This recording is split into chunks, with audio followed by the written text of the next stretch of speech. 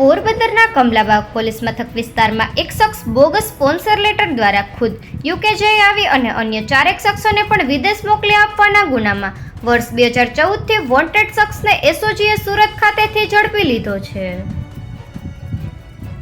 પોરબંદરમાં 2014માં યુકેના વિઝા મેળવી આપવાનું કહી બોગસ સ્પોન્સર લેટર બતાવી બ્રિટિશ હાઈકમિશન મુંબઈ ખાતે યુકેના વિઝા મેળવવા બોગસ ડોક્યુમેન્ટ હોવા છતાં ખરા તરીકે ઉપયોગ કરવા અંગે આણંદના જયમીનકુમાર જયંતકુમાર પંડ્યા નામે ગુનો નોંધાયા બાદ છેલ્લા 10 વર્ષથી તે નાસ્તો ફરતો હતો. જે અંગે એસઓજી ટીમને બાતમી મળી હતી કે આ શખ્સ ગુનો નોંધાયા બાદ વિદેશ જતો રહ્યો હતો અને હાલ છેલ્લા 2 વર્ષથી સુરતના વેસુ વિસ્તારમાં છે.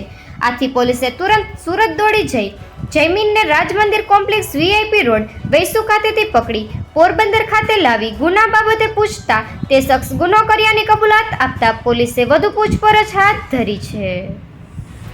નિપુલ પોપટ, પોરબંદર ટાઈમ્સ.